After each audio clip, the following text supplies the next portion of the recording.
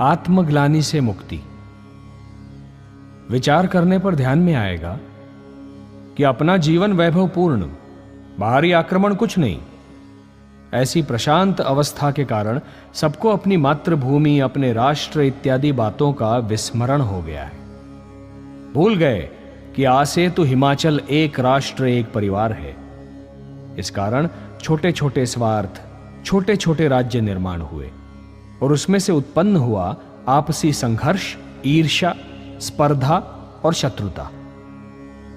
फिर इन सब की पूर्ति के लिए सूक्त मार्ग का अवलंबन करने से हिचकिचाने की अधम प्रवृत्ति उत्पन्न हुई।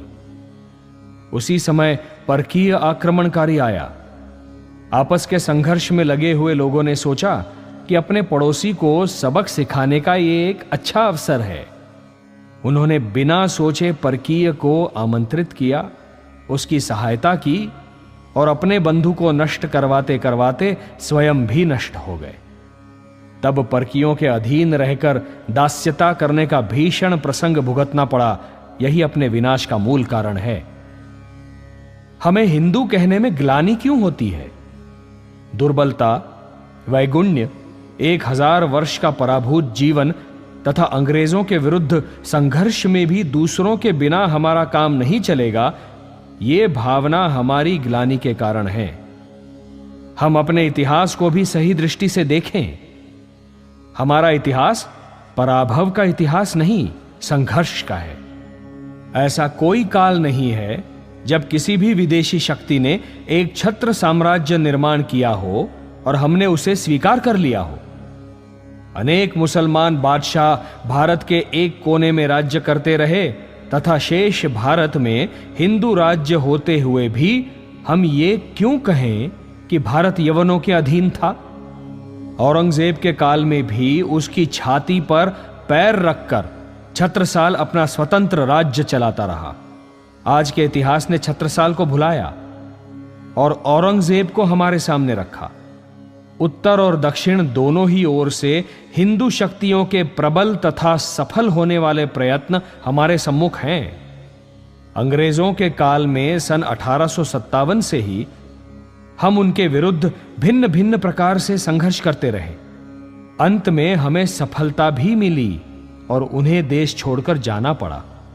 प्रत्यक्ष हमारे सामने खड़े रहें, ऐसी उनकी हिम्मत नहीं रही। उनका जो कुछ भी प्रभाव बचा है वो हम खत्म करेंगे। अतः हमारा इतिहास पराभव का नहीं, सतत संघर्ष का है। जो कोई आक्रमणकारी बाहर से यहां आया, हमने उसे मार भगाया। यदि आगे भी कोई आने का विचार करे तो उसे घर वालों से विदा लेकर आना चाहिए। अतः आत्मविस्मरण और आत्मग्लानि को दूर करना चाहिए। हम इस मातृभूमि के पुत्र हैं, उसके दुख से व्यथित हैं और उसे दूर करने का हमारा दायित्व है। इस दायित्व को समझकर और हृदय में उत्पन्न व्यथा से अपने समाज के अपमान और कलंक को दूर करने का दृढ़ निश्चय लेकर हम कार्य करें। गिरिवन ग्राम नगर घर घर से जाग उठे